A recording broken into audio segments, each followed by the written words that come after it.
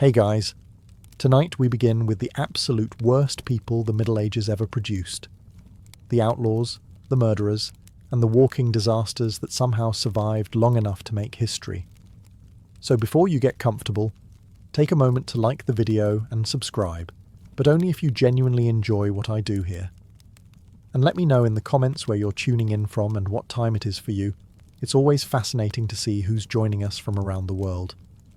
Now dim the lights, maybe turn on a fan for that soft background hum, and let's ease into tonight's dark, muddy journey together. If you think your career path has been chaotic, meet Eustace the monk, a man who started as a Benedictine cleric and ended up as a pirate so annoying that both England and France tried to kill him, repeatedly.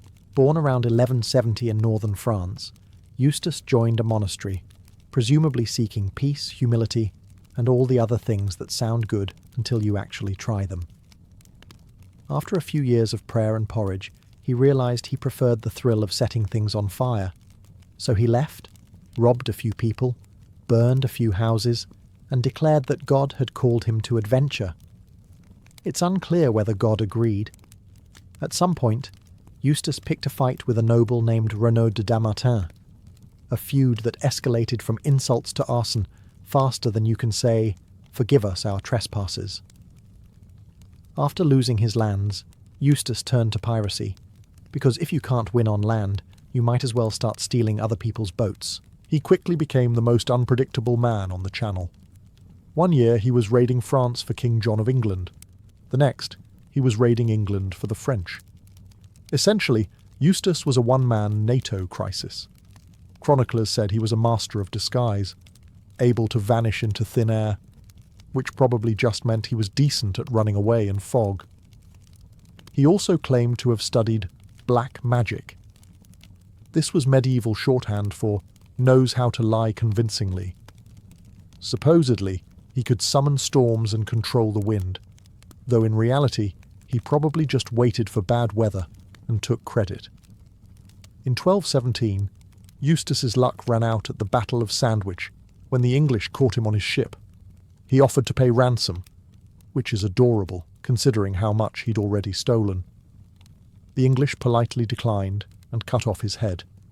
They displayed it on the mast, which, in the 13th century, counted as both closure and interior decoration. To the French, he was a patriotic rogue. To the English, a demonic pest. To everyone else, he was proof that sometimes quitting the monastery isn't personal growth. It's just the start of a new crime spree.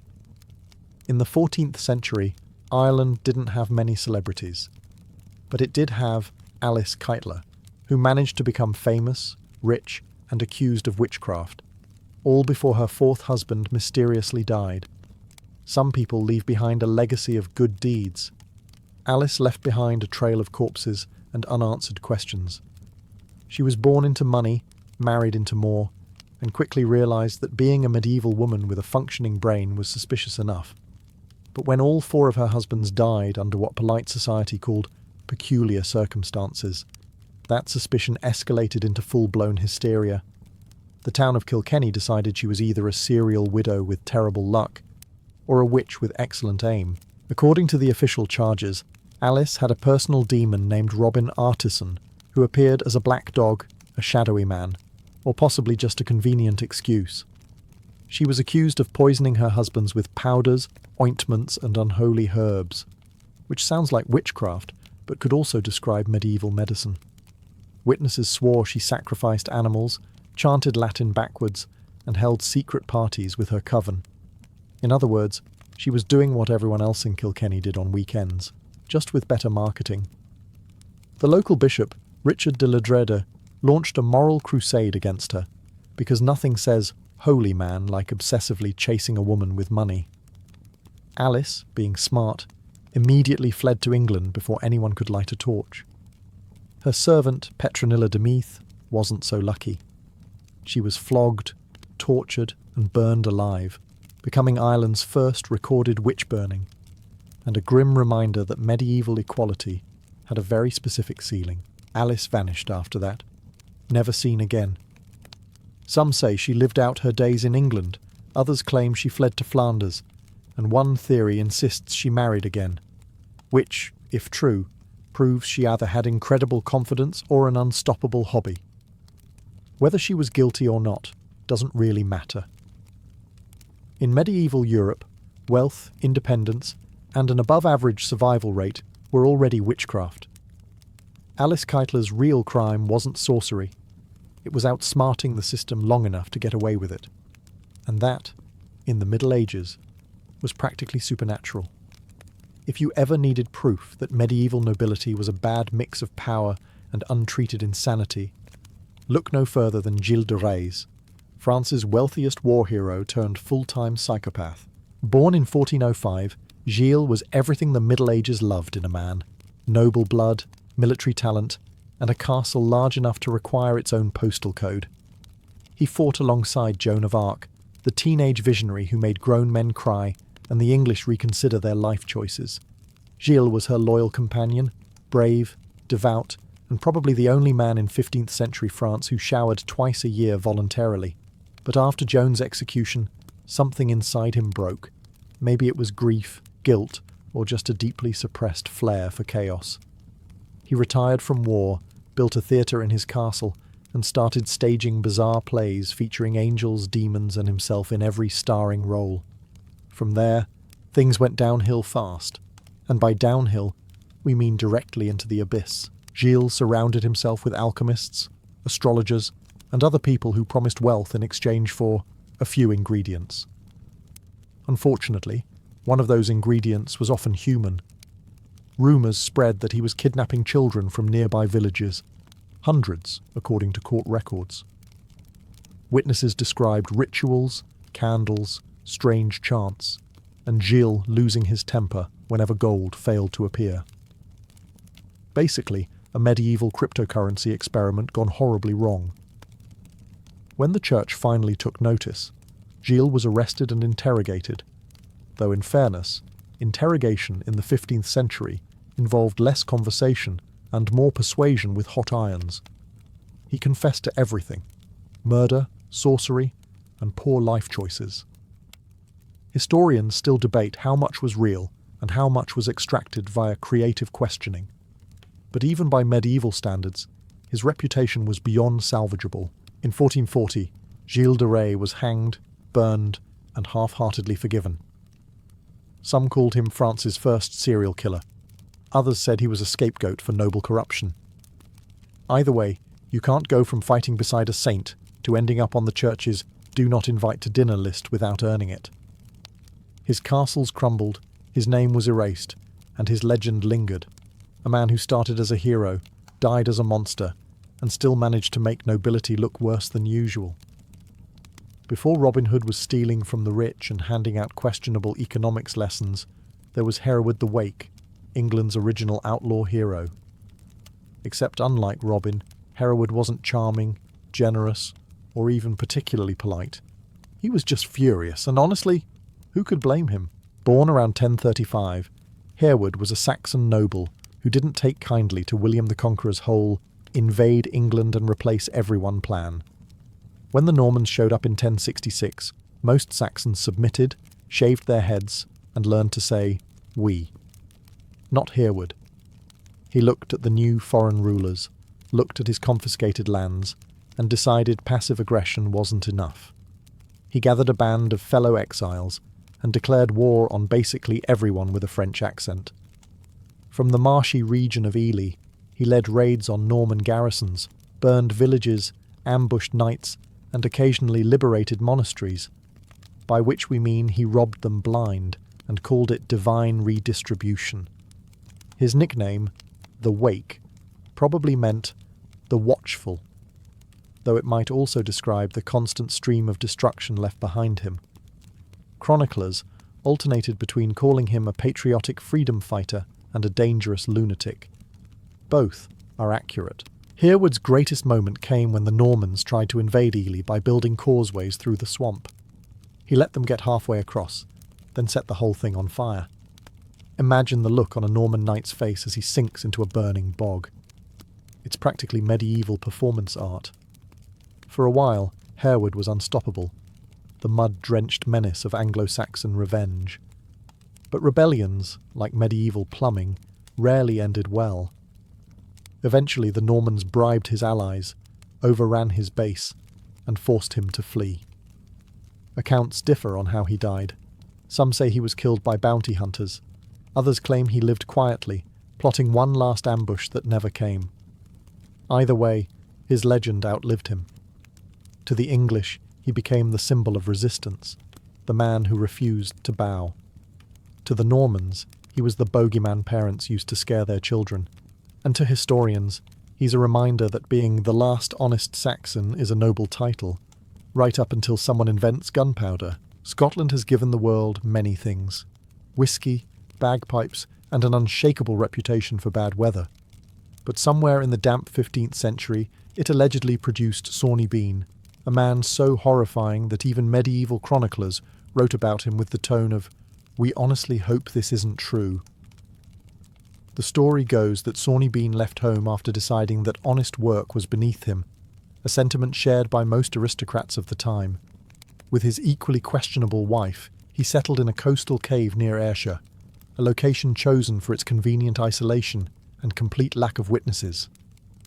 There, the pair began what can only be described as the worst family business in Scottish history, robbing and eating travellers. Over the years, they allegedly produced a brood of children and grandchildren, 48 in total, who all shared two things: a love of meat and an aversion to sunlight. The Beans ambushed travellers along lonely roads, looted their belongings, and brought the bodies back to their cave for storage. Picture a medieval Costco, but everything's human and it smells worse. The clan lived this way for decades, undetected, feasting on the occasional tourist and decorating their home with what historians tactfully call remains. Eventually, suspicion grew when entire groups of travellers started disappearing.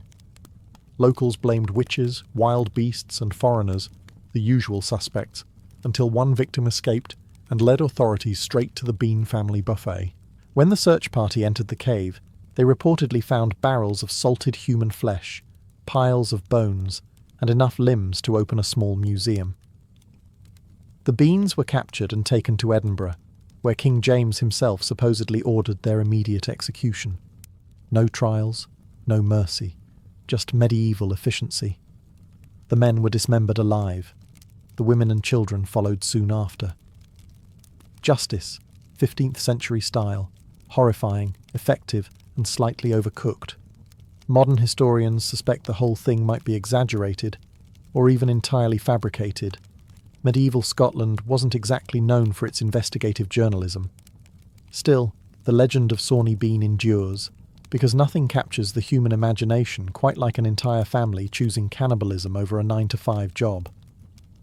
Whether he existed or not, Sawney Bean remains the most terrifying reminder that sometimes the real monster isn't in the castle. It's living rent-free in a cave by the sea. If you thought the Middle Ages were chaotic enough, imagine adding organised crime into the mix.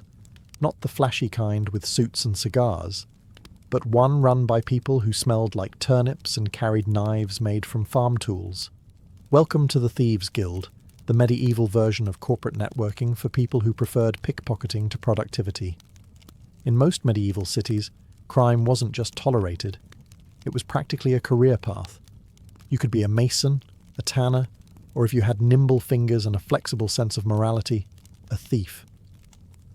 The guilds of craftsmen had apprenticeships, training, and codes of conduct, and so did the thieves. In London, Paris, and Venice, thieves formed loose organisations where skills were passed down like family recipes. One pinch of stealth, one distraction, and a quick exit through the nearest sewer. They even had initiation rituals. New recruits swore loyalty, learned hand signals, and occasionally cut purses from dummies before moving on to actual people. In Paris, these groups were known as the coquillards, while in England, they operated out of city slums like Southwark, the kind of neighbourhood where even the rats locked their doors at night. Authorities knew about them, of course, but medieval law enforcement was inconsistent.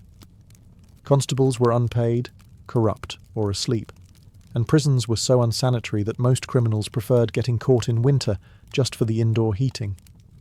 In some cases, officials struck deals with thieves, collecting taxes in exchange for looking the other way. Yes, medieval police protection rackets were a real thing, but make no mistake, the Thieves' Guild wasn't all romance and rebellion. It was brutal business. Disobedient members were punished harshly, often by losing a hand. Ironic, considering the hand was their main tool of trade. And if you betrayed your guild, you disappeared faster than a merchant's coin purse on market day. Still, they thrived. In a world obsessed with hierarchy and privilege, the guilds gave common criminals a strange sort of dignity. Thievery became an art, and survival itself a profession. In short, if you ever find yourself time-travelling to the Middle Ages, keep one hand on your wallet, and if someone bumps into you twice, congratulations. You've just contributed to a centuries-old economy.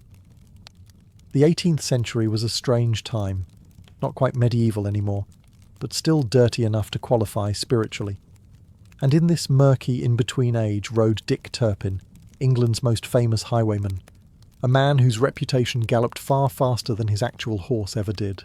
Turpin was born around 1705 to a butcher's family, which should have been a stable, respectable trade.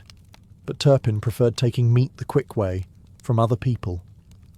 He started out stealing cattle, then horses, and eventually realised that robbing people directly was much less paperwork. Thus began his illustrious career as a highwayman, the medieval version of a mugger, but with better fashion sense. He wasn't alone.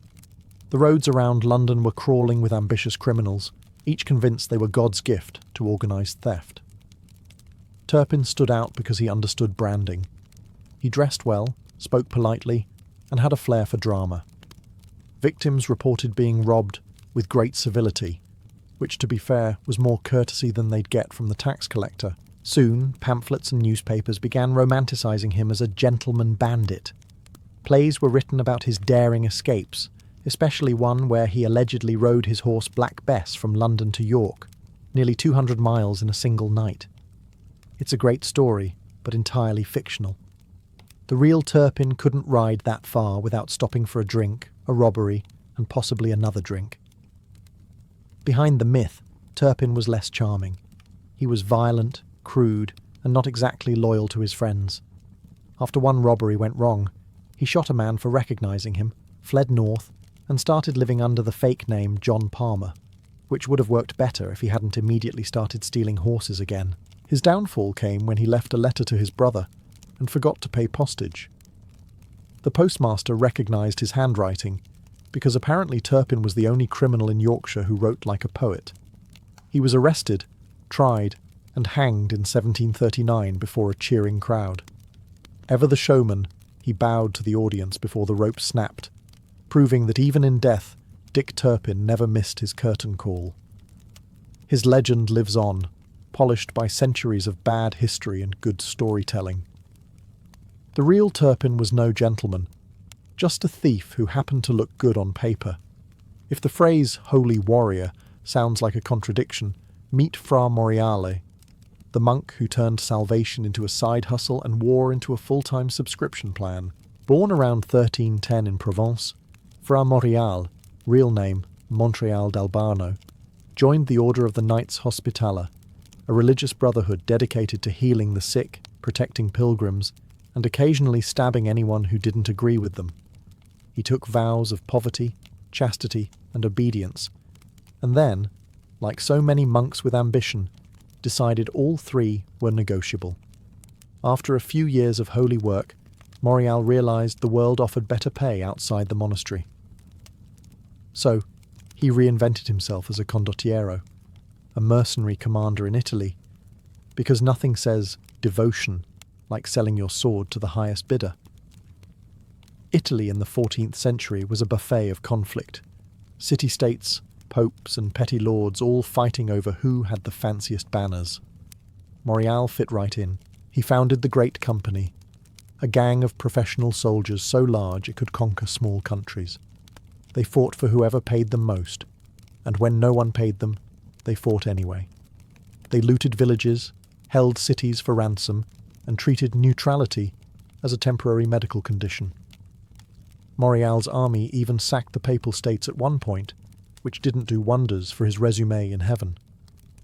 he became fabulously rich, buying castles, gold, and, according to one chronicler, a bed fit for a cardinal and morals to match.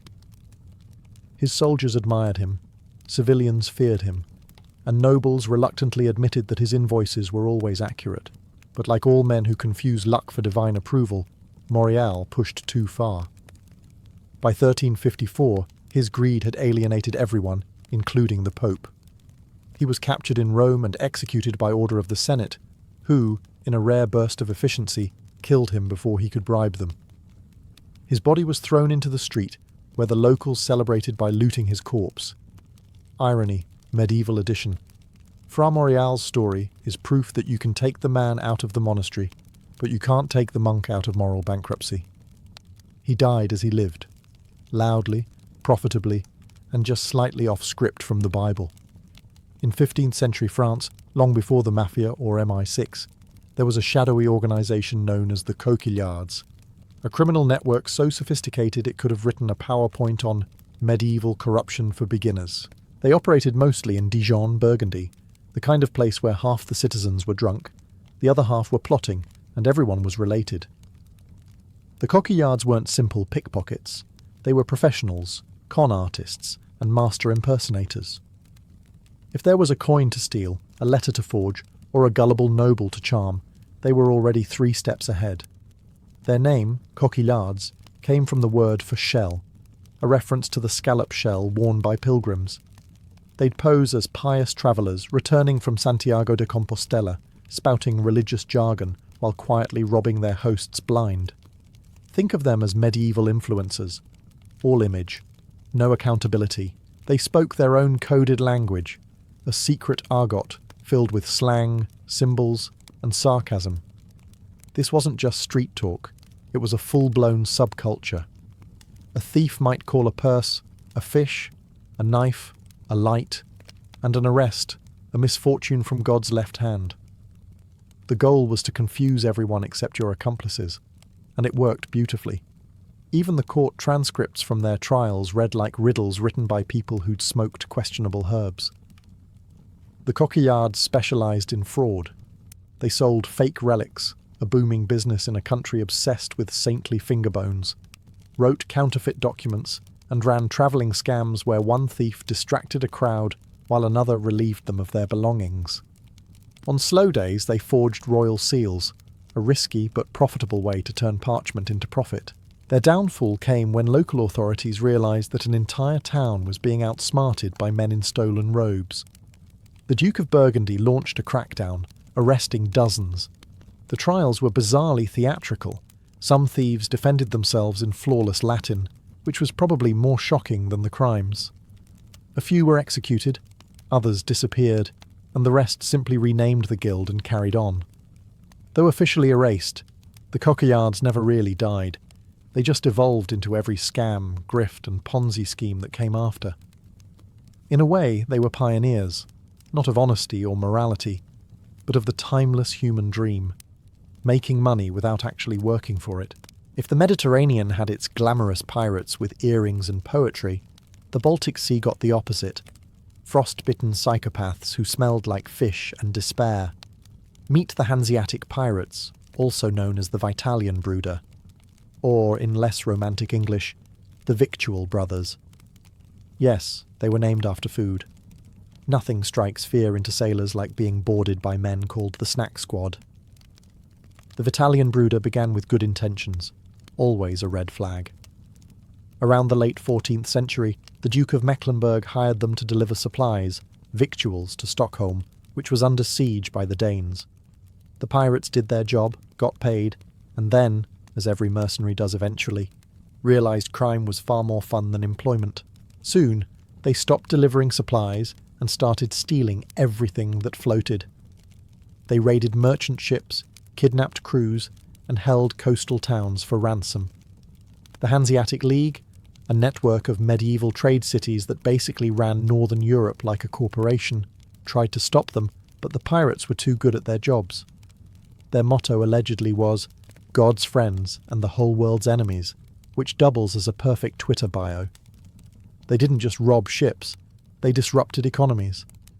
Grain prices skyrocketed, trade collapsed, and entire cities started paying them protection money. Imagine being extorted by men who couldn't spell extortion. Their base was the island of Gotland, which they turned into a pirate republic, complete with taverns, loot markets, and presumably some of the worst seafood in history. By the early 1400s, they had become the medieval version of organised chaos, plundering one day, selling stolen goods to bishops the next. Even the Teutonic knights tried to fight them, which went about as well as you'd expect. Holy men in heavy armour versus drunk sailors with axes. Eventually, the Hanseatic League united its fleets and crushed the pirates in a series of naval battles. Those captured were executed publicly, not because of moral outrage, but because the merchants were tired of explaining insurance claims. Still, the legend of the sea wolves endured. They were cruel, cunning, and occasionally patriotic if the paycheck was right. In the end, they proved what every empire eventually learns.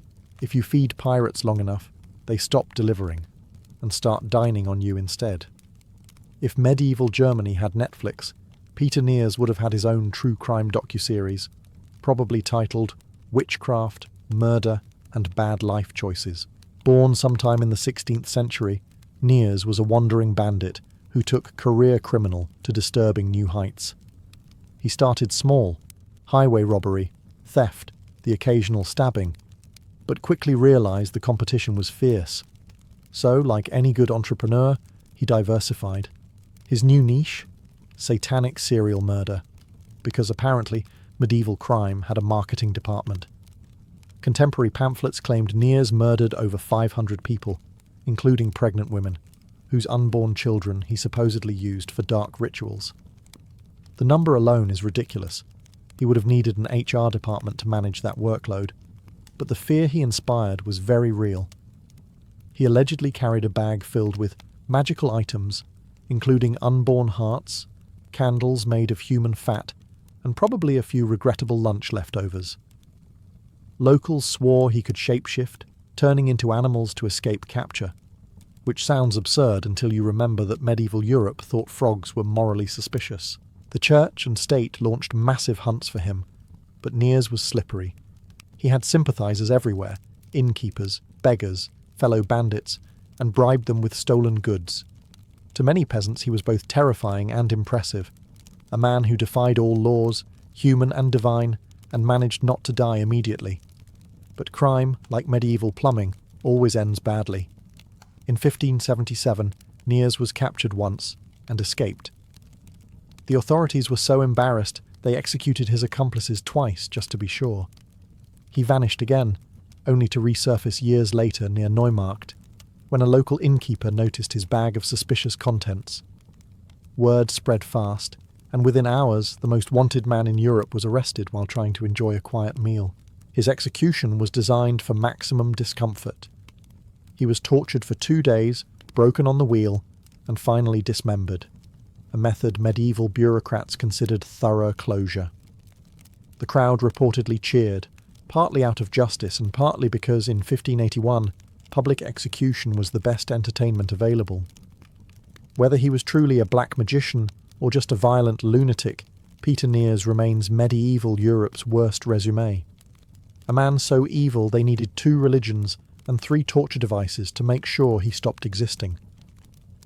Every so often, the Middle Ages produced a man who looked around at the mud, hunger and taxes and said, "You know what? No." One such man was Robert of Redesdale, an English rebel who proved that if life gives you feudalism, you can at least set it on fire. It was the summer of 1469, and England was halfway through the Wars of the Roses, a long-running family argument about who got to sit on the throne and ruin the economy next. While nobles slaughtered each other in decorative armour, peasants were left broke, hungry, and one tax away from revolution. Enter Robert. Historians don't agree on who he really was. Some say he was a disgruntled knight, others a common soldier, and one chronicler simply described him as an angry man with influence, which could also describe most of medieval England. Whatever his origins, Robert rallied thousands of peasants, farmers, and minor gentry under his banner, not with promises of liberty and justice, but with something far more powerful: revenge on the people who overcharged them for bread. The rebellion of Redesdale swept through northern England like a bad rumour. Castles were raided, manors burned, and officials were dragged out of their homes for the medieval equivalent of a performance review. Robber's army marched south, shouting slogans about reform, though it's likely most of them just wanted lunch and to see London once before dying. At first, it worked. Local lords panicked. The royal court trembled. Then, as with all medieval rebellions, reality arrived in the form of a professional army that didn't find peasant enthusiasm particularly intimidating. Robert's forces were crushed in a matter of days. Survivors were hanged, villages punished, and history went back to being written by people who didn't need to farm. Robert himself vanished, executed, assassinated, or maybe just melted into the countryside like the mud he came from. His name lived on mostly in warnings about the dangers of letting peasants think too much. Still, his rebellion left a mark. It showed that even in the rigid, God-ordained hierarchy of medieval England, there were limits to how much exploitation one man, or one village, could take. Robert didn't win, but he did what few dared. He reminded kings that pitchforks count as weapons too. Before James Bond, before the Mafia, before your favourite Netflix anti-hero, there were the Assassins of Alamut, a group so mysterious and terrifying that their name became a permanent addition to the human vocabulary. Today, assassin means killer. Back then, it meant people who could make a king sleep badly for the rest of his life.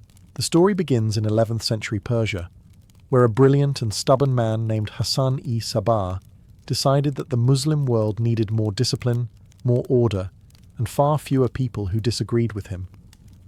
He founded a breakaway sect of Ismaili Muslims and seized a fortress in northern Iran called Alamut, a stone eagle's nest perched high in the mountains.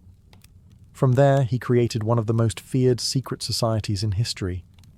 The group's enemies called them the Hashashin, claiming they used hashish before missions, a slanderous detail most likely invented by people who didn't appreciate getting stabbed in public. In reality, the assassins weren't mindless zealots. They were professionals, quiet, educated, and patient. Their specialty? Political murder so surgical that entire wars changed course after one dagger. They infiltrated palaces disguised as servants, scribes, or occasionally enthusiastic gardeners. Then, when the time was right, they'd strike, clean, quick, and usually in front of an audience to make a point. Kings, generals, caliphs, and even crusader lords learned to check their food, their wine, and their bedchambers twice. A few got paranoid enough to start sleeping in towers surrounded by moats and guards, which worked beautifully right up until someone bribed the guards. The assassins never had large armies, but they didn't need them. Fear did most of their work. One well-placed killing could halt invasions, rewrite treaties, or encourage a ruler to suddenly rediscover humility. Even the mighty Saladin, conqueror of Jerusalem, nearly joined their target list twice. Eventually, their fortress was destroyed by the Mongols in the 13th century, because nothing survives a Mongol invasion. Not cities, not walls, not even secret mountain cults. But their legend refused to die. The word assassin spread west with the Crusaders and into every language on earth. And though the men of Alamut vanished centuries ago, their message remained timeless. Sometimes the sharpest political argument is a very small, very well-placed knife. If you lived in medieval London and still had your money by sundown, congratulations. You'd just beaten the city's most popular sport, not getting robbed. Because long before bankers invented creative theft, there were the cut purses, the silent professionals who turned pickpocketing into an Olympic event. London in the Middle Ages was crowded, chaotic, and profoundly sticky. Narrow streets crammed with markets, pilgrims, prostitutes, and goats created the perfect ecosystem for petty crime. While preachers warned of sin, the cut purses quietly relieved them of their collection coins. They didn't mug or stab. That was amateur work. A good cut purse was an artist. The blade had to be sharp, the hand steady, and the timing perfect. The name says it all. These thieves literally cut the strings on your coin pouch. A single slice and the purse vanished into the crowd. Some worked alone, others teamed up. One would bump you in the market, another would accidentally distract you with a sermon on salvation, and by the time you said amen, your week's wages had gone to hell. Apprentices learned their trade the same way as blacksmiths or bakers. A young thief would train under a master, practicing on dummies or more likely drunkards. Success required a calm demeanour and absolutely no conscience. Medieval law punished theft brutally, but public hangings were so common that thieves treated them as networking events. If your mentor got executed, you inherited his customers. And it wasn't just men.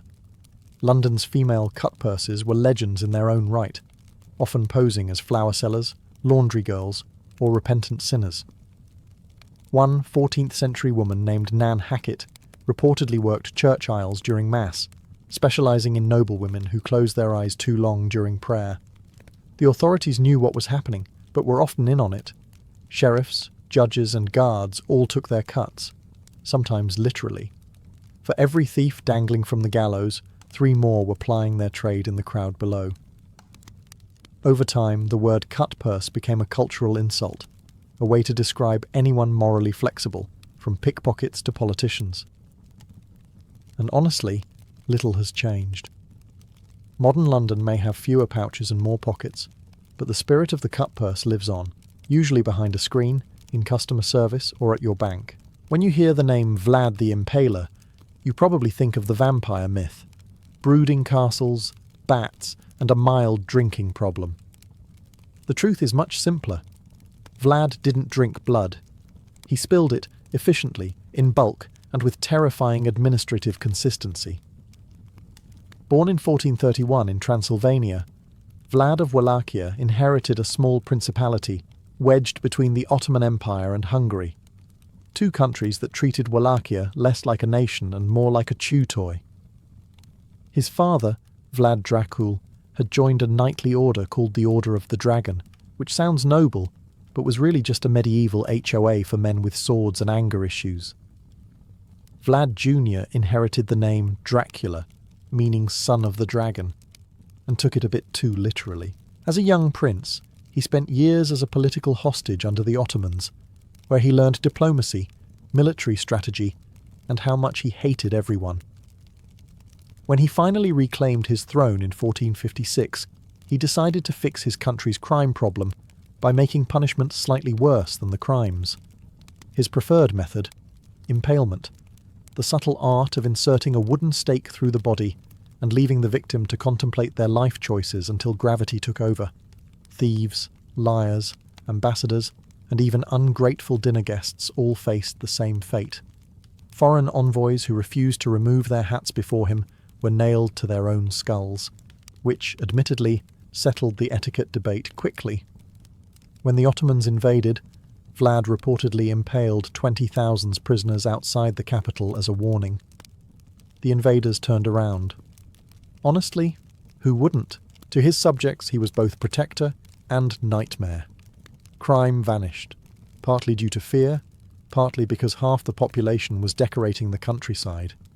Merchants could leave gold on the street overnight and find it untouched in the morning, assuming they didn't mind the smell. Vlad was eventually captured by the Hungarians, released, and then killed in battle.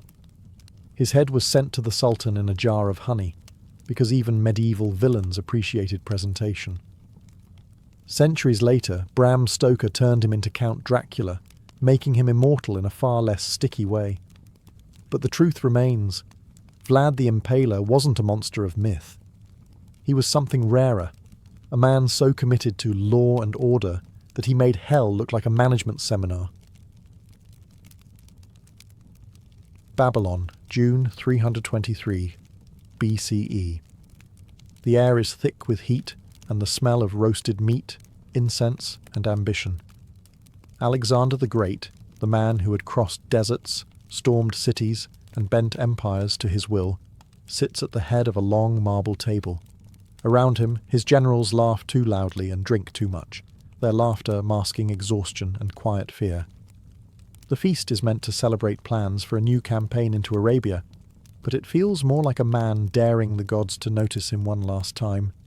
He's 32 years old and undefeated in battle, yet his body shows the toll of conquest. Scars crawl across his arms like faint white lightning. His voice is hoarse, his eyes bloodshot from weeks of drinking and little sleep. But he's still Alexander, and in Babylon, that means no one dares to look away when he raises a cup. Another toast, he commands, and the room obeys. He drinks deeply, wine mixed with water, honey, and perhaps something else. The cup clatters back to the table. For a moment, his face tightens. He waves it off with a laugh. The great king, who once marched through Persian palaces, now struggles to stand from his own table. Some say it began there. A sudden pain, a fire in his belly that would not go out. Others claim he was struck by fever days earlier, while inspecting the canals near the Euphrates.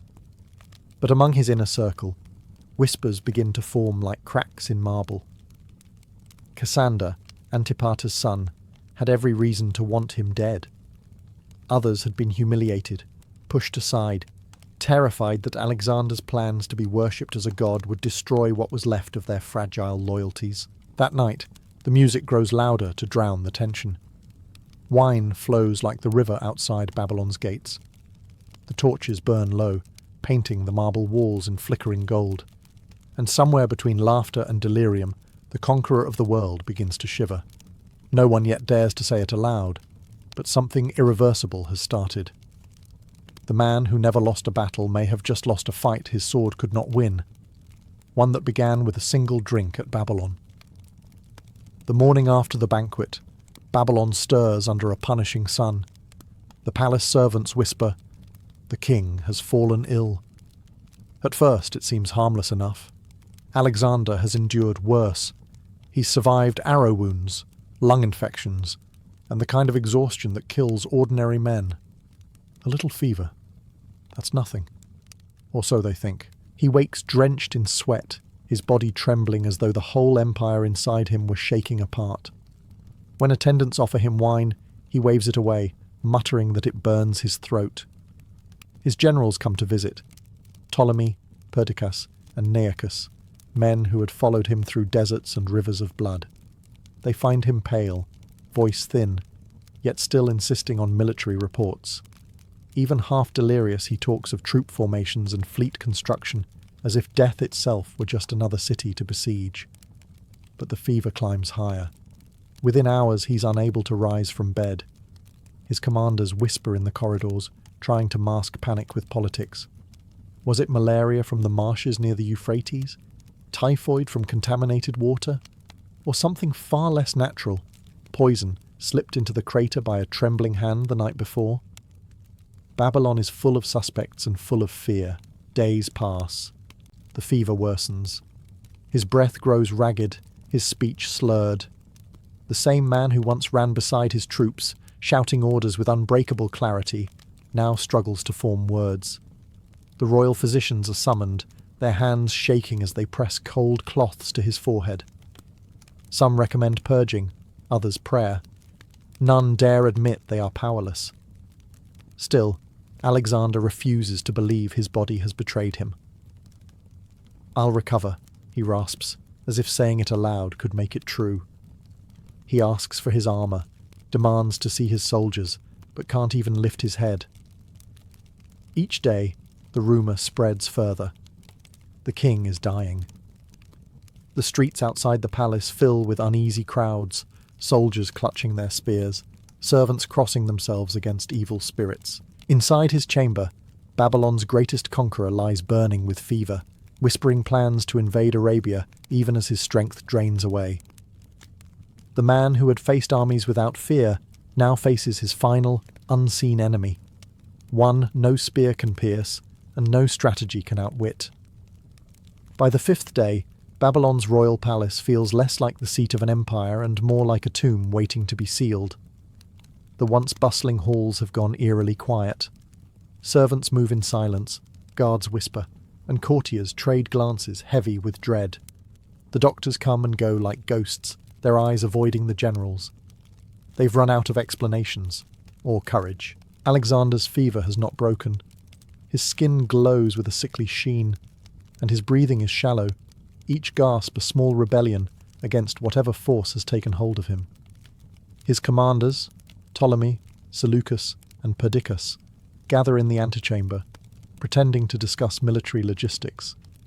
In truth, they're already calculating the impossible question: who rules the world when Alexander doesn't? No one dares to ask it aloud, but ambition has begun to stir beneath the sorrow. Babylon hums with concealed treachery. Every man in that chamber has dreamed at least once of wearing the crown, or at least holding a piece of the empire it represents. The longer Alexander lingers between life and death, the more dangerous the silence becomes. The king's voice, once loud enough to command thousands, is now barely a whisper. "Will I recover?" he asks the physicians.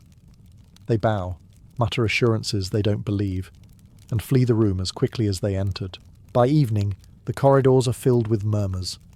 Some claim the gods are punishing him for calling himself divine. Others whisper darker things. That poison, not plague, is to blame. Names are thrown around like daggers: Antipater, Cassander, Iolus, even Aristotle, his old teacher, rumoured to have provided the fatal recipe. Outside, soldiers kneel before the palace gates, praying for the health of their king. They followed him from Macedonia to India, across deserts and over mountains, believing he was untouchable. Now, for the first time, they sense the truth. He's mortal. That night, Babylon doesn't sleep. Torches burn low, casting long shadows over marble floors and terrified men. Inside the king's chamber, the sound of dripping water echoes softly, marking the hours. The physicians can do nothing but watch. The silence of the palace deepens, heavy and absolute, as if even the gods are holding their breath.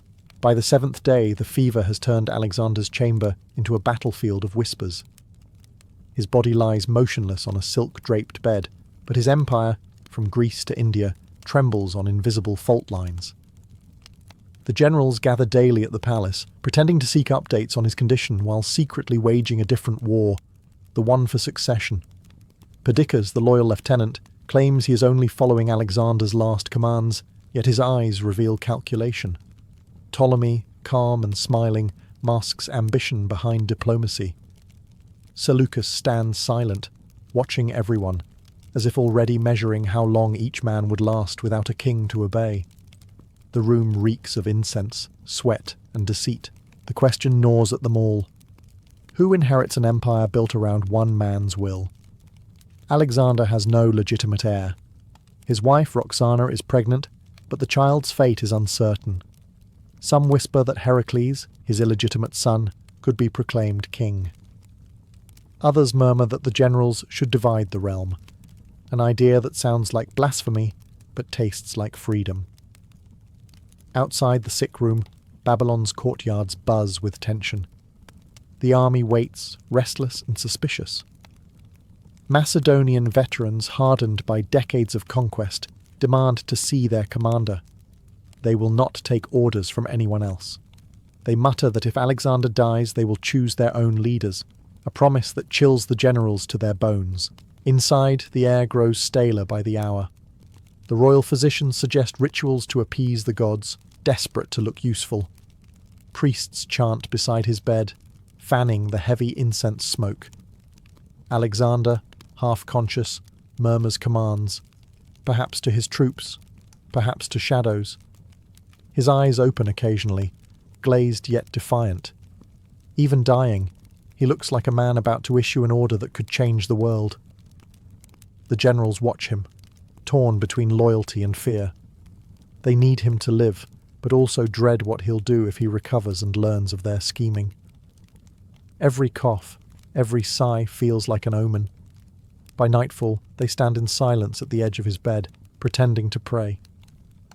But each man's thoughts are elsewhere, on armies, provinces, and crowns waiting to be seized. In that dimly lit chamber, the world's most powerful men quietly begin to plan for a world without Alexander. By the 8th day, the palace gates can no longer hold back the tide. Thousands of soldiers, sunburned, scarred, and still loyal to the man who led them from Macedon to the edge of India, gather outside, demanding to see their king. Rumours have replaced orders. Some say he's recovering. Others whisper he's already dead, and that the generals are hiding it to divide the spoils in secret. Inside, the atmosphere grows unbearable. The scent of rot and burning oils mixes with the heavy perfume meant to mask it. The guards outside Alexander's chamber stand like statues, unsure whether they're protecting their king or guarding his corpse. The generals argue in hushed tones, but their voices still leak through the marble walls. Ptolemy urges calm. Perdiccas snaps that the men outside will riot if they aren't given proof of life. At last, they decide to let the army pass. One by one, the soldiers file through the great bronze doors. They come barefoot and unarmed, not as warriors, but as mourners. The line stretches endlessly through the palace courtyard, a living river of grief. Inside the royal chamber, Alexander lies still, his face pale as the linens beneath him. He cannot speak. He cannot move. Yet as the men enter, something remarkable happens. When each soldier kneels beside the bed, Alexander opens his eyes, just enough to meet theirs. He raises his hand slightly, trembling but unmistakably alive. A faint smile crosses his lips, half a gesture, half a command. It is enough. The soldiers fall to their knees, some weeping openly. They whisper his name like a prayer. In their minds, he's still invincible, a god in human flesh who merely rests before the next campaign. But to the generals, the sight brings no comfort. They see the truth. The king who conquered the world can barely lift his arm. His strength is gone. His empire's glue, his charisma, his will, is evaporating. When the last soldier leaves, silence returns. The army outside chants his name into the night, unaware that the gesture they just witnessed was his final act of command. Inside, the torches flicker. Babylon holds its breath. The vigil has ended. The waiting for death begins. By the 10th day, the heat in Babylon feels unnatural, like the world itself has taken ill.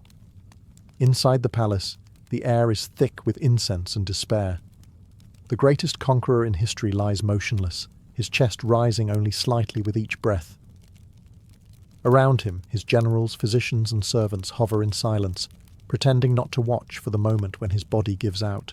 Alexander's once bright eyes are half closed, pupils dull and unfocused. His lips move, forming words no one can hear. The physicians wet his mouth with water and honey, but he no longer swallows. The fever has hollowed him out, leaving only the echo of a man who once shouted orders above the clash of 1,000 spears. The generals draw close, knowing the end is near, but unwilling to face it. Ptolemy stands with folded arms, his face set in stone. Perdiccas paces like a caged wolf. Seleucus watches quietly, already calculating routes and borders in his mind. A few others whisper prayers to Apollo, Asclepius, even Zeus, any god who might take pity on the man who once believed himself divine. Then, at last, the silence breaks. Alexander asks for his soldiers. His voice is barely a rasp, but they understand.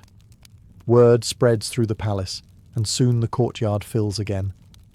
One by one, the veterans who followed him across continents enter the chamber. Some kiss his hand, others simply bow, unable to speak. He gestures faintly toward his generals. A final act of unity or command, no one can tell. Someone leans close and asks who should rule after him. His eyes drift, his breathing slows. The words come out faint, almost lost to the air. To the strongest.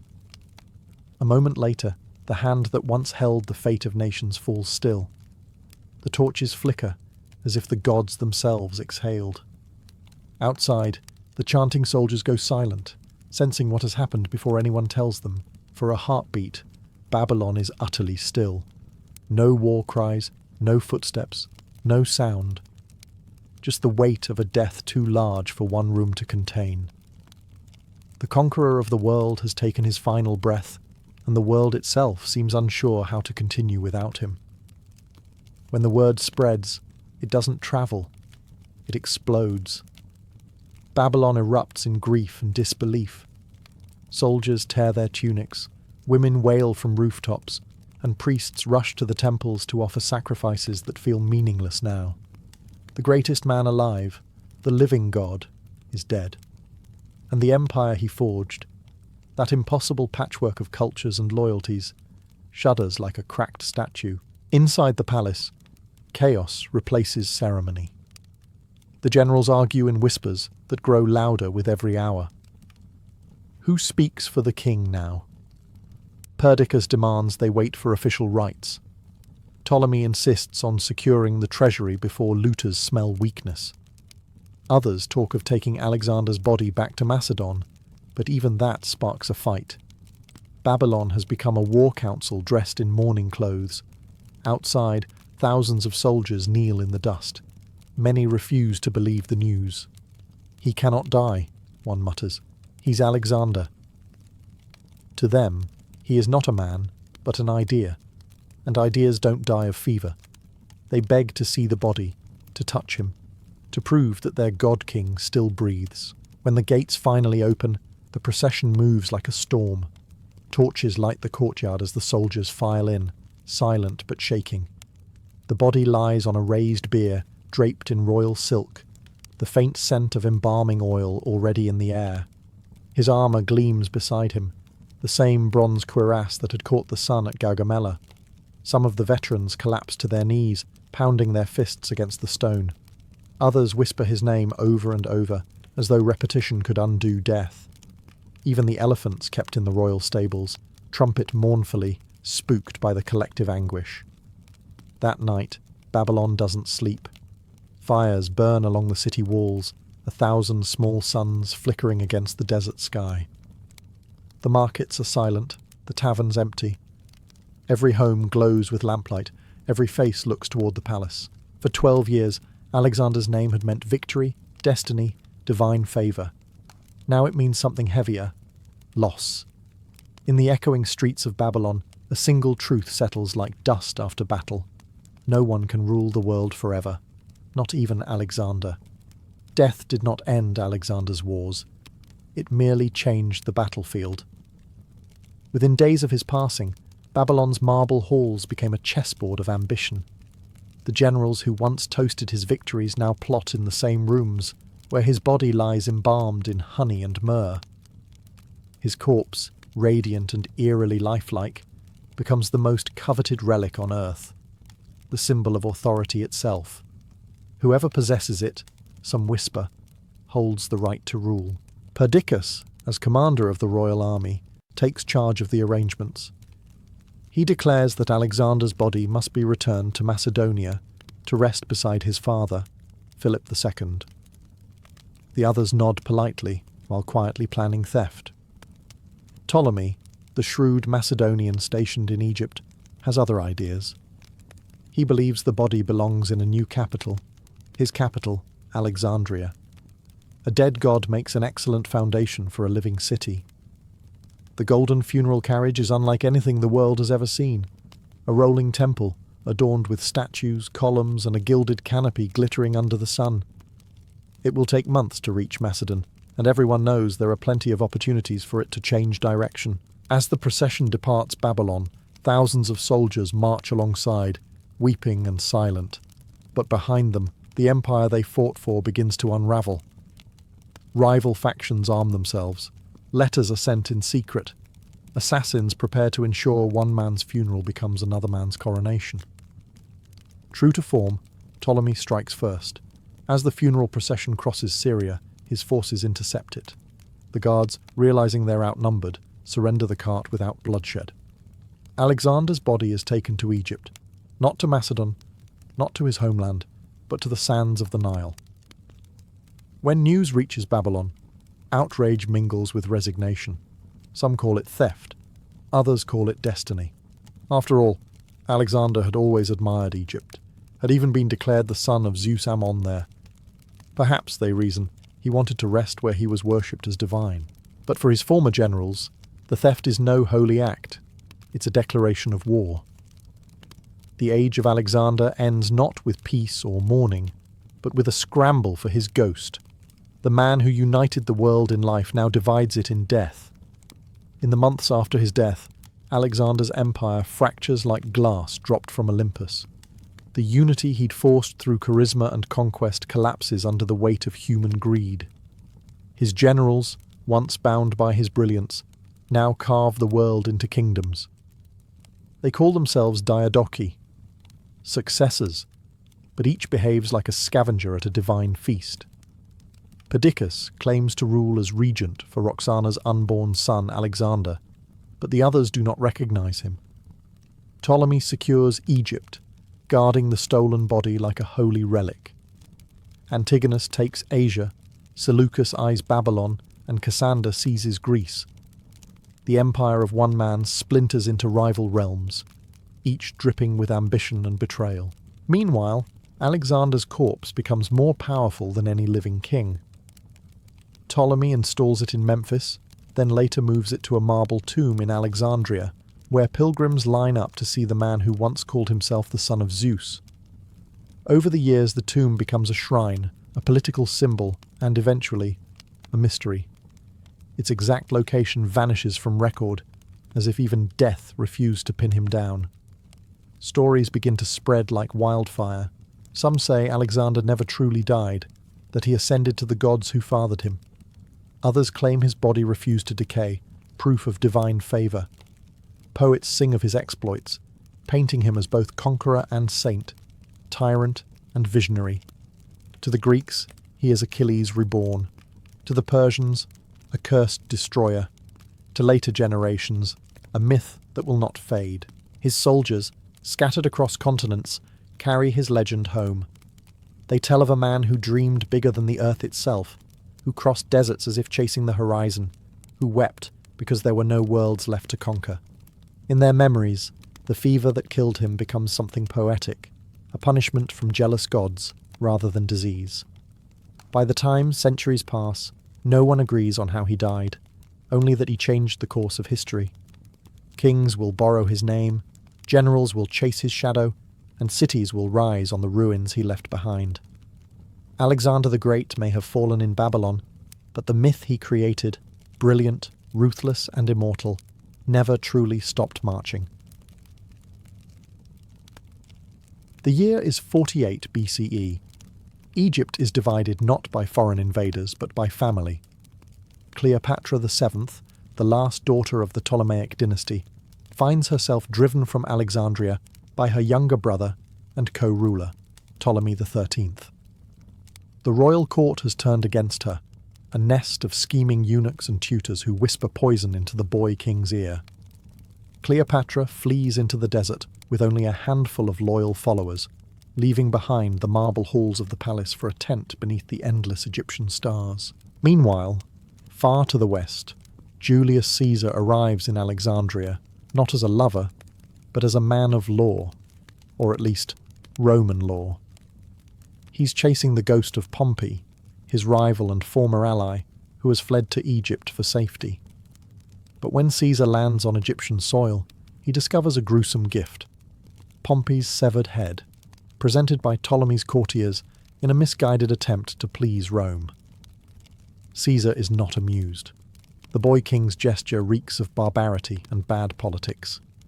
It's in this volatile moment that Cleopatra makes her move. She knows Egypt's throne is not won with armies, but with opportunity.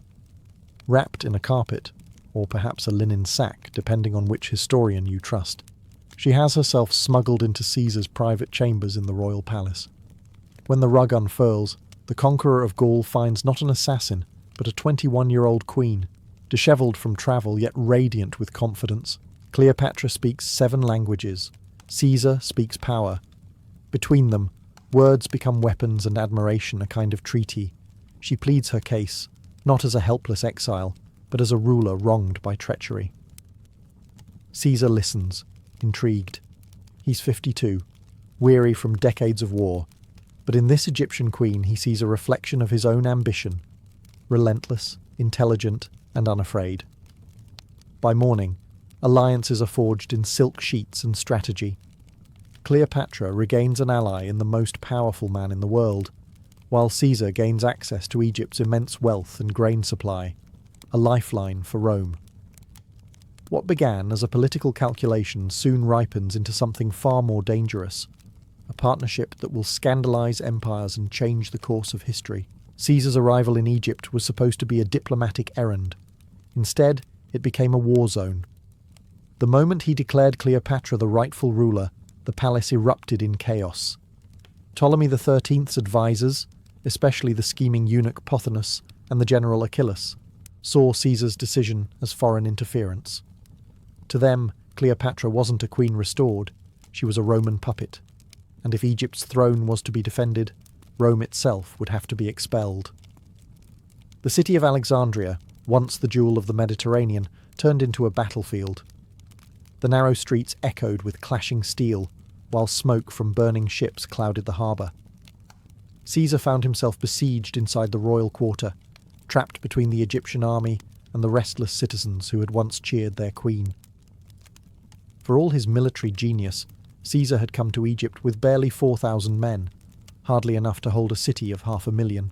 Cleopatra remained by his side, calm amidst the chaos. She wasn't merely a figure of beauty in distress. She was calculating, persuasive, and perfectly aware that her survival was tied to his. Together, they transformed the palace into a fortress. Cleopatra used her knowledge of the local terrain and politics to outmaneuver her brother's supporters. Caesar, always the tactician, set fire to the Egyptian fleet to prevent it from blocking his escape, an act that accidentally spread to the Great Library, sending thousands of papyrus scrolls up in flames. The siege dragged on for months. Food grew scarce, morale weaker. Yet Caesar refused to retreat. He sent desperate calls for reinforcements, all while enduring attacks from land and sea. Cleopatra kept his resolve intact, offering both counsel and comfort. Historians later romanticized their partnership, but in truth, it was forged under the sound of catapults and the stench of burning tar. Then, salvation arrived. Roman reinforcements under Mithridates of Pergamon broke through the Egyptian lines. The tide turned swiftly.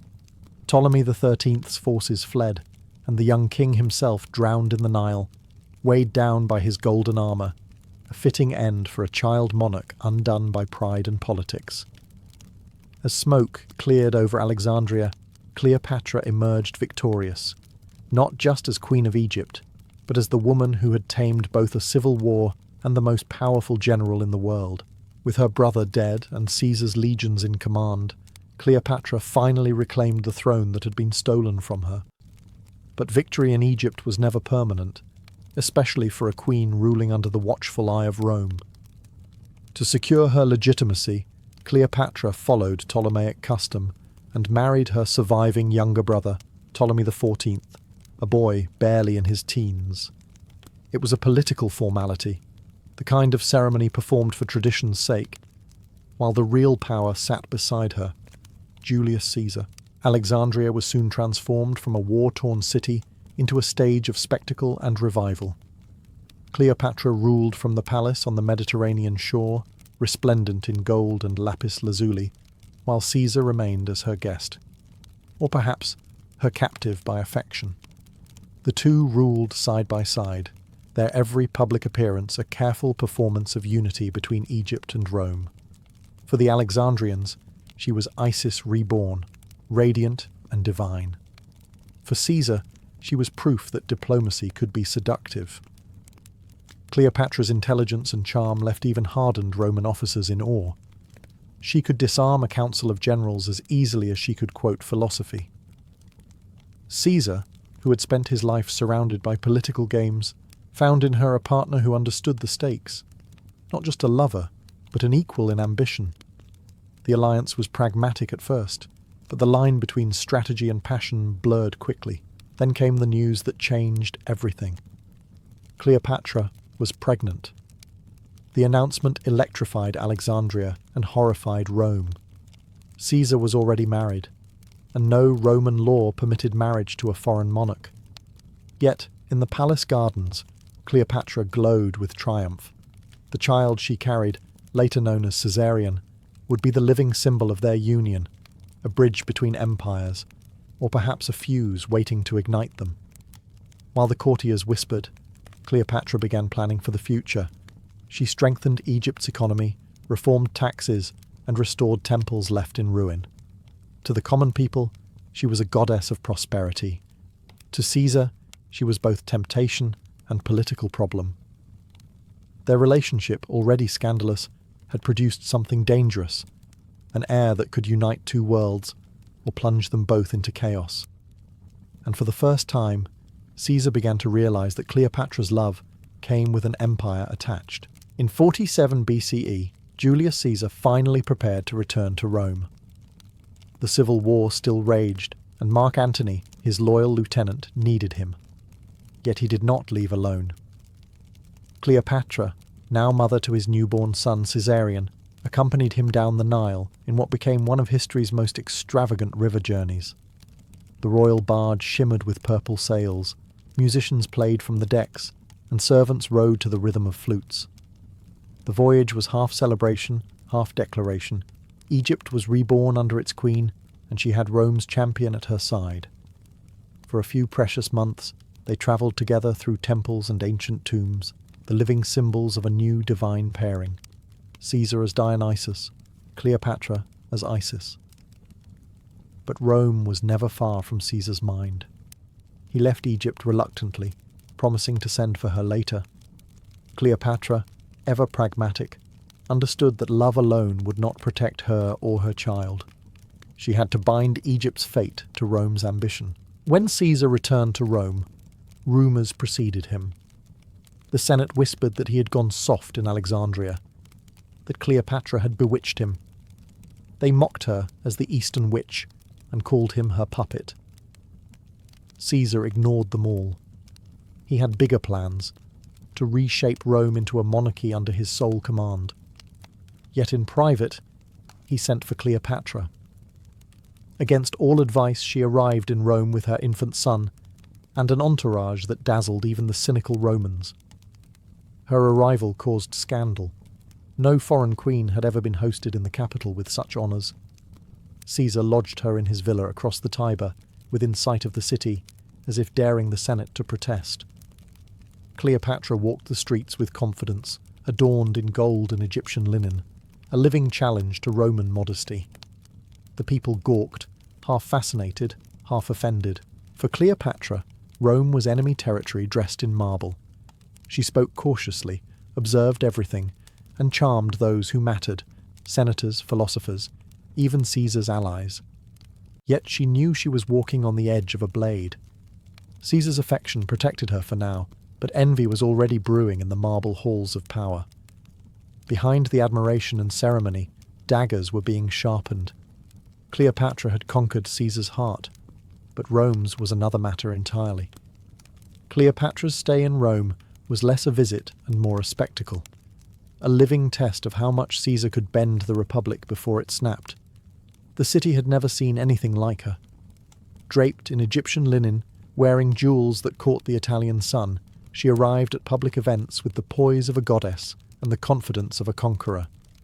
To the Romans, she was exotic, dangerous, and fascinating, the embodiment of a foreign power that had seduced their most powerful man. Caesar placed a golden statue of her in the temple of Venus Genetrix, the Roman goddess from whom he claimed descent.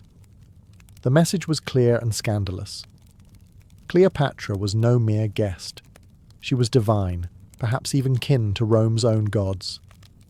Senators seethed. To them, this was blasphemy, not worship, but humiliation. A foreign queen, worshipped beside Venus, was proof that Caesar had lost his Roman sense of restraint. In the shadows of admiration lurked resentment. The Roman elite whispered that Cleopatra's influence was growing, that she urged Caesar to crown himself king, that she sought to replace the Republic with an empire ruled from Alexandria. Whether any of this was true hardly mattered. Perception in Rome was poison, and Cleopatra's presence provided plenty of it. Still, Caesar seemed unmoved. He continued his reforms, rewrote calendars, and planned vast building projects. He even renamed a month, July, in his own honour, and whenever he retreated to his villa across the Tiber, Cleopatra and their son were waiting. Caesarion, golden-haired and curious, was proof of a bond that defied politics. Caesar never publicly acknowledged the boy as his heir, but everyone knew whose child he was.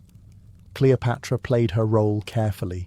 She flattered senators, attended festivals, and presented herself as both queen and intellectual. In private, she observed the Republic's slow collapse, a theatre of ambition where every smile hid a dagger. She understood Rome better than most Romans did. It was a place where love was never just love, and alliances were written in blood. When omens began to appear, strange lights in the sky, prophetic warnings, Caesar laughed them off. Cleopatra did not. She had seen enough courts fall to know what envy and fear could do to powerful men. Rome, she sensed, was holding its breath, and not in admiration. By 44 BCE, Julius Caesar stood at the height of his power, and on the edge of a knife. He had been declared Dictator Perpetuo, dictator for life, an honour that sounded more like a curse to Rome's senators. Statues of him rose in the Forum, his image appeared on coins. To Romans who still clung to the illusion of the Republic, it was blasphemy. To them, Caesar had become what every Roman feared most. A king, Cleopatra watched the unfolding drama from her villa across the Tiber. She saw the shifting glances, the tense silences in the Senate. Her instincts, sharpened by years of palace intrigue, told her what Caesar refused to see. Power never rests unchallenged. She urged him to be cautious, to trust no one, but Caesar was too confident. He had survived battles, mutinies, and assassins before. In his mind, destiny was his ally. The omens grew darker. A seer warned him to beware the Ides of March. His wife, Calpurnia, dreamed of his death and begged him not to attend the Senate that day. Cleopatra's own priests, interpreting the stars, foresaw blood upon the eagle's seat. But Caesar laughed. "Cowards die many times before their deaths," he said, brushing off the warnings. On the morning of the 15th, he entered the theatre of Pompey, the irony of the location lost on no one. It was beneath the statue of his old rival that his fate awaited. Surrounded by men he considered allies, Caesar took his seat. Then came the first dagger, and another, then 20 more. When he finally saw Brutus among them, the man he trusted like a son, his strength faltered. "Et tu, Brute?" he whispered, or so legend claims, before collapsing at the base of Pompey's statue. In a single moment, Rome's most powerful man became a lifeless body on a marble floor. Outside, the city trembled. Rumours flew across the Tiber like smoke. Caesar is dead. Cleopatra, hearing the news, locked herself in her quarters with Caesarion, her mind already racing. Love and politics had always been intertwined, and now both had drawn blood. For Rome, it was the end of a dictator. For Cleopatra, it was the beginning of a reckoning. Panic swept through Rome like wildfire. The Senate that had slain Caesar thought it had saved the Republic. Instead, it had unleashed chaos. Crowds filled the streets, demanding vengeance. Soldiers loyal to Caesar's memory prowled the Forum, chanting his name. Bonfires burned late into the night, as if the city itself were trying to purge its guilt. Amid the confusion, Cleopatra knew one truth: Rome was no longer safe. She had arrived as a guest of the most powerful man in the world. Now she was the lover of a murdered tyrant, the foreign queen blamed for his downfall. The whispers began almost immediately, that she had bewitched Caesar, that her influence had driven him toward monarchy, that the daggers had been meant as much for her as for him. Rome, which had once admired her exotic charm, now spat her name like a curse. Cleopatra's villa across the Tiber became a fortress of fear. Servants fled. Roman officials avoided her. Messengers arrived with conflicting news. Caesar's body had been burned in the Forum. His friend Mark Antony had seized control of the army. The assassins had fled the city. Cleopatra waited, calculating her next move. She had seen how quickly love turned to ruin, and Egypt, her Egypt, could not be left undefended. One night, under a moonless sky, she slipped away. Her ships, waiting quietly at Ostia, sailed before dawn. The voyage home was silent and tense. Each creak of the deck seemed to echo with memories. Laughter shared with Caesar, the cries of Rome on fire, the faint murmur of her child sleeping below deck. Caesarion was her last link to him, and perhaps her greatest danger. If Rome learned of his parentage, the boy could become both a prize and a target. When Alexandria's lighthouse appeared on the horizon, Cleopatra exhaled for the first time in weeks. The city shimmered under the Egyptian sun, familiar and treacherous all at once. She had returned a widow of empire, carrying not only a child, but a legacy soaked in Roman blood. In the marble halls of her palace, she swore a quiet oath. Caesar might be dead, but through Caesarion, his line, and her ambition would live. Rome had slain her lover, but it had not seen the last of his queen. In the power vacuum left by Caesar's assassination, Rome tore itself apart once again. Senators fled, armies switched loyalties, and the Republic bled in the streets. Out of this chaos rose a familiar face, Mark Antony, Caesar's loyal general and friend. Charismatic, ambitious, and dangerously impulsive, Antony seized the moment. He spoke to the people as Caesar once had, turning grief into fury. Soon, he stood as Rome's new strongman, balancing on a knife's edge between statesman and demagogue. Cleopatra watched from Alexandria with cautious fascination. She knew Antony well by reputation, a man of appetite, equally drawn to power and pleasure. Unlike the cold, calculating Caesar, Antony ruled through emotion. He drank heavily, loved theatrically, and fought with the energy of a man trying to outlive his own vices. Yet beneath his recklessness, Cleopatra recognized something else: opportunity. Rome's fragile balance fractured again when Octavian, Caesar's adopted heir, challenged Antony's authority. The two men entered into a tense alliance, each pretending to serve the Republic while plotting its final destruction. In this dance of ambition, Egypt became essential once more. Antony needed ships, money, and grain. Cleopatra had all three, and a keen understanding of how to make a Roman kneel. In 41 BCE, Antony summoned Cleopatra to Tarsus to answer accusations that she had betrayed Rome during the civil wars. Most rulers would have gone trembling. Cleopatra arrived as a goddess. Her golden barge sailed up the Cydnus River with purple sails billowing in the wind, silver oars flashing in the sunlight. Incense drifted across the water. Attendants dressed as cupids fanned her throne. Antony, waiting on the shore, found himself watching a legend come to life. When Cleopatra stepped ashore, she didn't bow. She greeted Antony as an equal, a performance both political and personal. Within days, he was captivated. The meeting that was supposed to be an interrogation became a coronation of desire. Cleopatra knew exactly what she was doing. She had traded one Roman general for another, but this time she would be the one setting the terms. As Antony followed her back to Alexandria, the pattern of history repeated itself. Empire bending toward the will of a woman who ruled not only with beauty, but with strategy sharper than any sword in Rome. When Mark Antony entered Alexandria at Cleopatra's side, it felt like déjà vu. Another Roman swept up in Egypt's spell. But this time, Cleopatra was no young queen seeking survival. She was a seasoned ruler, sharper, wiser, and fully aware of the stakes. With Caesar gone, and Rome divided between Antony and Octavian, she saw her chance not just to preserve Egypt, but to shape the world once more. Their partnership quickly deepened into passion, and politics intertwined. Cleopatra hosted Antony in dazzling feasts.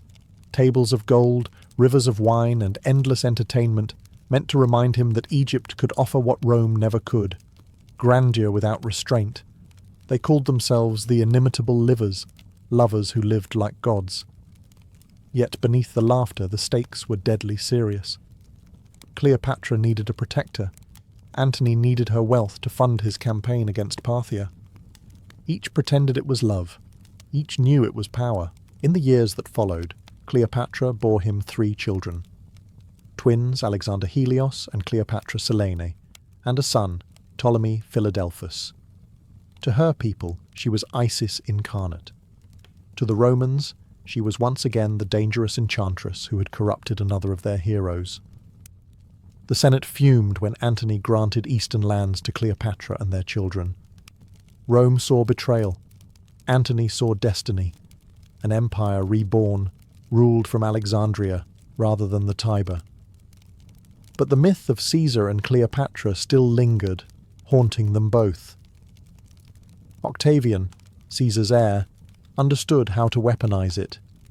He painted Antony as a man enslaved by a foreign queen, declaring that Cleopatra sought to make Rome her servant. It was a lie, but a useful one. The image of the proud Roman general bowing to an Egyptian temptress was enough to ignite war. When the final conflict came, the Battle of Actium, it would destroy them both. But that is another story, one that ends in tragedy and immortality. For now, as the sun set over the Nile, Cleopatra stood on her palace balcony, her children sleeping and Antony laughing below.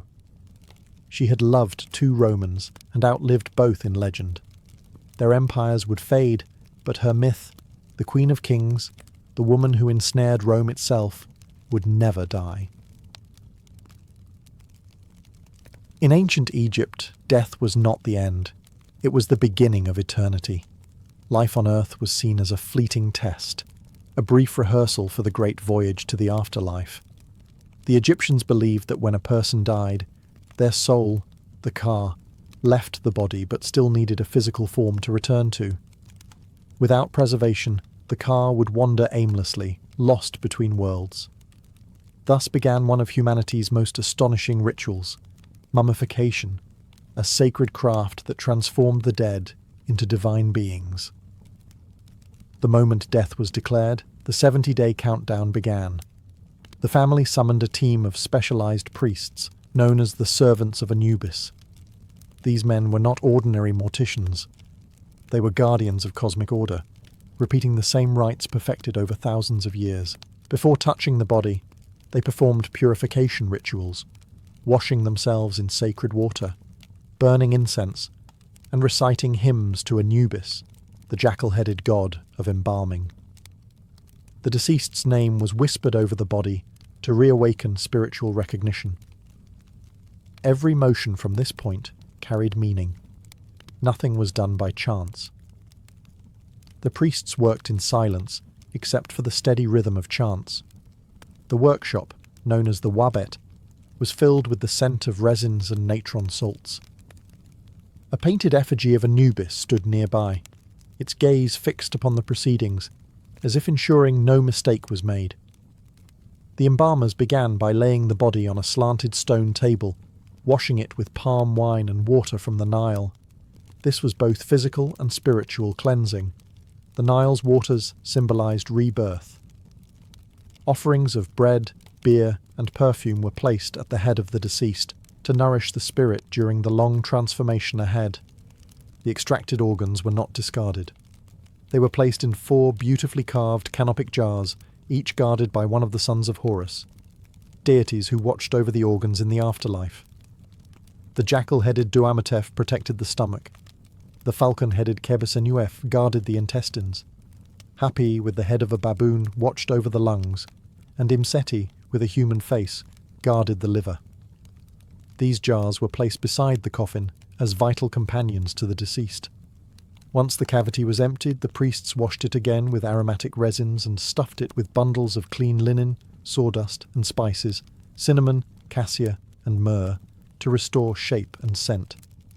Then the body was sewn shut, the cut concealed beneath wax and resin. In that silent chamber, the priests had not just dissected flesh. They had restructured the human form into a vessel worthy of eternity. With the organs removed and the body cleansed, the next stage of the journey began, the drying. This was the longest and most crucial phase of mummification, lasting 40 full days. The goal was simple, but divine: to remove every trace of moisture, every sign of mortality. For the Egyptians, decay was chaos, and chaos had no place in the order of eternity. The priests carried the body to a slanted stone table inside a cool, dry chamber. There, they surrounded it with natron, a natural salt harvested from Egypt's desert lakes. This mixture of sodium carbonate and bicarbonate was seen as a gift from the gods, capable of drawing out the corrupting forces of the earth. The body was completely buried in it, covered head to toe like a seed planted in sacred sand. Days turned into weeks.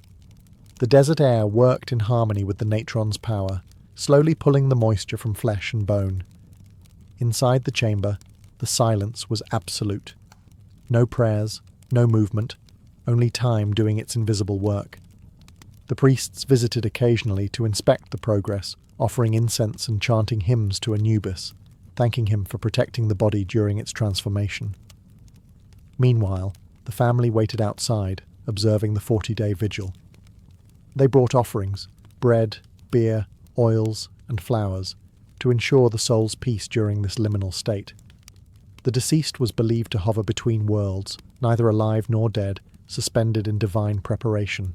When the time came to lift the body from its salty tomb, what emerged was astonishing.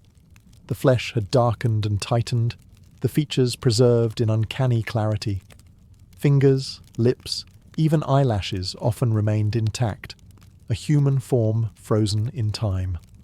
The priests gently brushed off the remaining natron and washed the body once more in fragrant oils, restoring suppleness to the skin.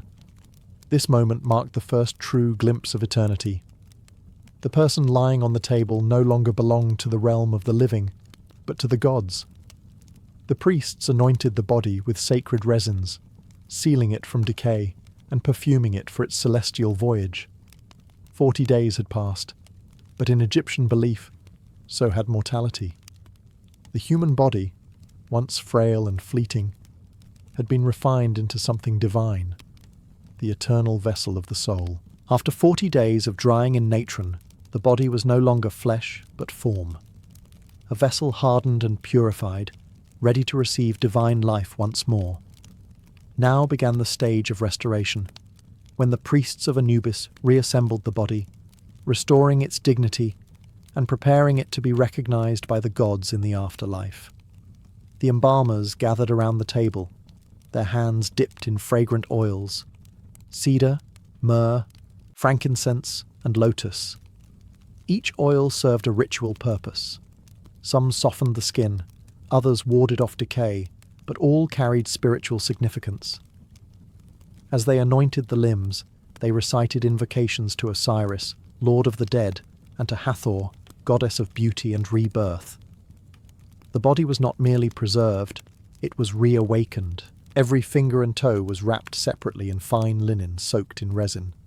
The priests whispered the name of the deceased with each binding, ensuring that no part of the person's identity would be lost.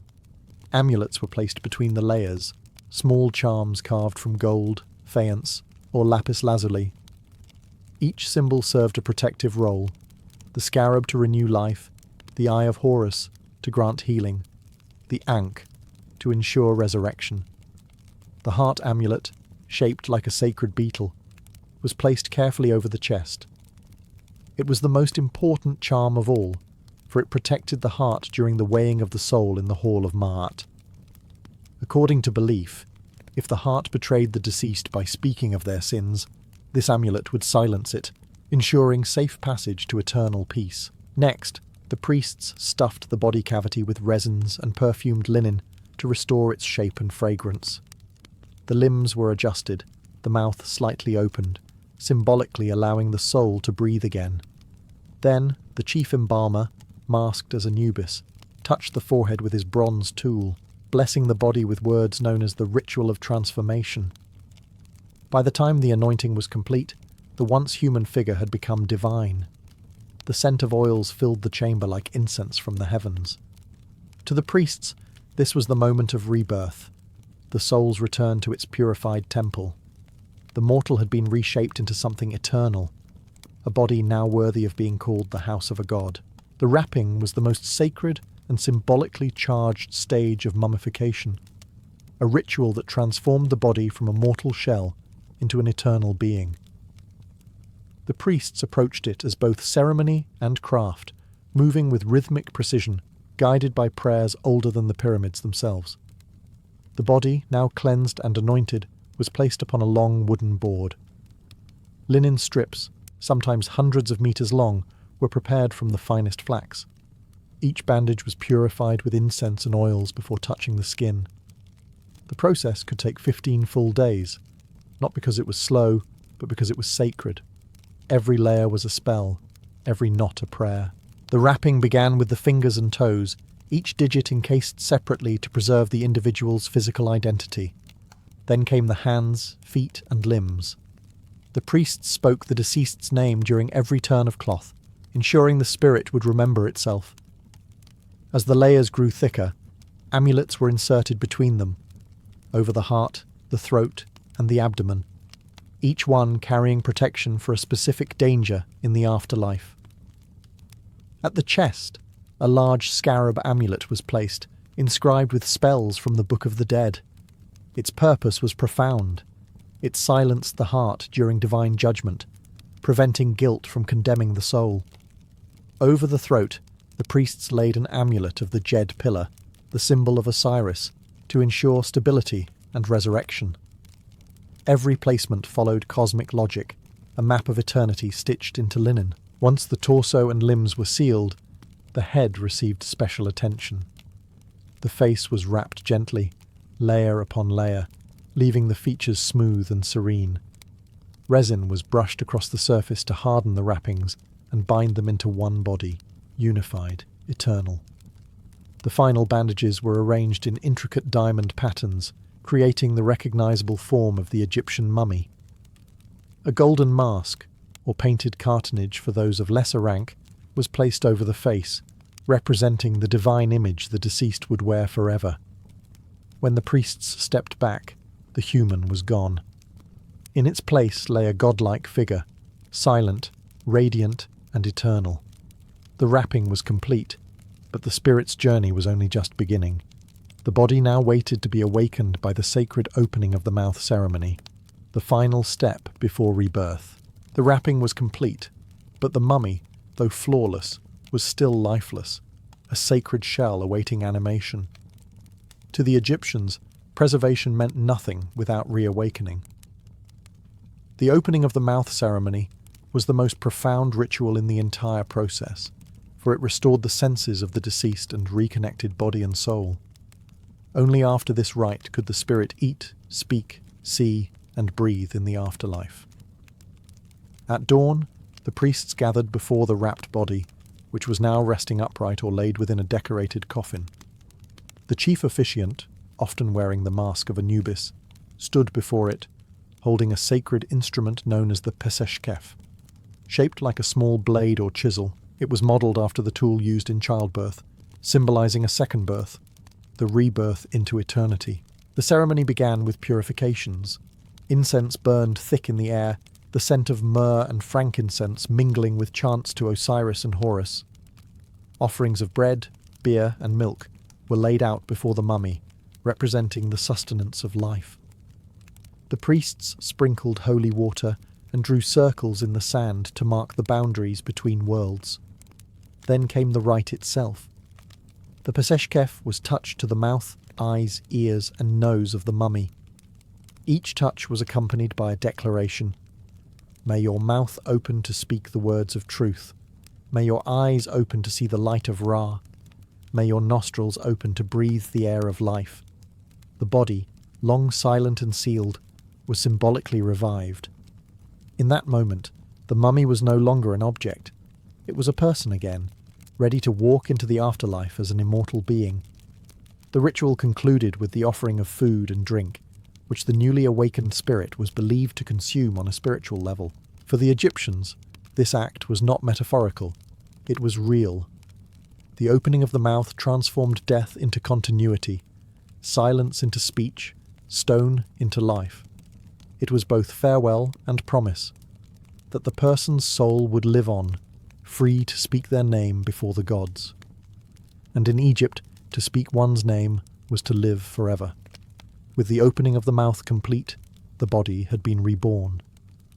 Yet one last step remained before the journey to the afterlife could begin, the burial itself, a ceremony both grand and solemn. For the ancient Egyptians, this was not merely the disposal of remains. It was the sacred delivery of a soul into eternity. The procession began at sunrise.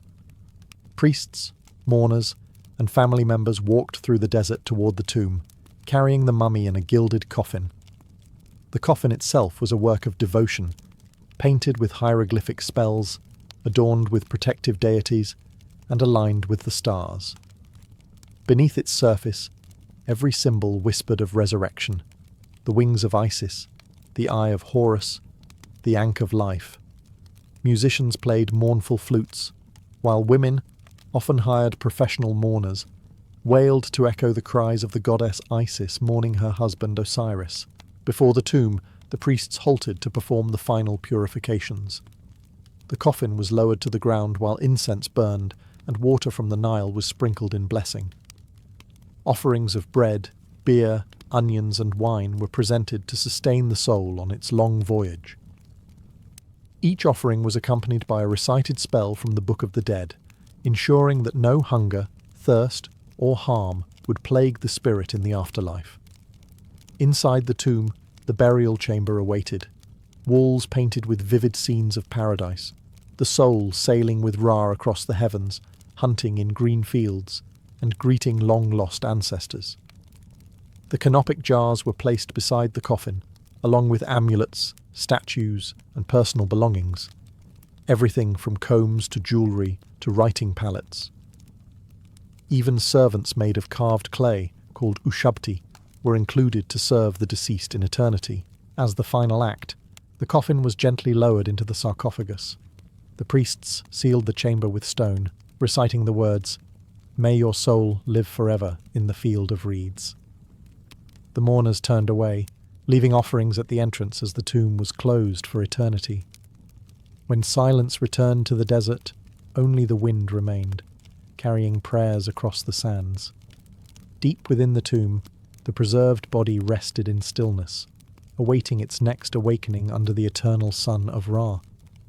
Death was never the end for an ancient Egyptian. It was the beginning of the soul's greatest journey. Once the tomb was sealed, the Ka, life force, and Ba, the personality or spirit, began their passage through the unseen world. Guided by spells from the Book of the Dead, written on the tomb walls and on papyrus scrolls, the deceased ventured into the Duat, the vast, shadowy realm of the afterlife. The journey was perilous. The Ba, often depicted as a human-headed bird, had to navigate caverns filled with serpents, fire lakes, and monstrous guardians who demanded secret names and passwords. Every trial mirrored moral truth, a reflection of how the person had lived. The heart, still resting inside the mummified chest, remembered all deeds, both noble and shameful. Eventually, the soul reached the Hall of Ma'at, the place of divine judgment. There, before the 42 gods, Anubis weighed the heart on a golden scale against the feather of Ma'at, the symbol of truth and cosmic balance. Thoth, the ibis-headed god of wisdom, recorded the result. If the heart was light, it meant the person had lived with integrity. If heavy with sin, it was cast to Amit, the devourer, part lion, crocodile, and hippopotamus, who would consume it, ending the soul forever. For those who passed the test, Osiris himself, the resurrected god of the underworld, welcomed them. "You are justified," he declared. The soul then transformed into an Ak, a perfected spirit of light. Freed from the trials of mortality, it sailed across the sky with the sun god Ra, watching dawn and dusk forever. In Egyptian belief, this was the ultimate victory, not to escape death, but to master it. The preserved body in the tomb ensured the Ka could return whenever it wished, resting in comfort among the offerings of food, drink, and incense left by family. The soul, meanwhile, roamed freely between earth and the heavens. Through ritual, prayer, and craftsmanship, the Egyptians had turned death into art, the art of becoming eternal. To them, immortality was not a dream. It was a skill, learned and perfected, layer by sacred layer, beneath the burning sun of Egypt,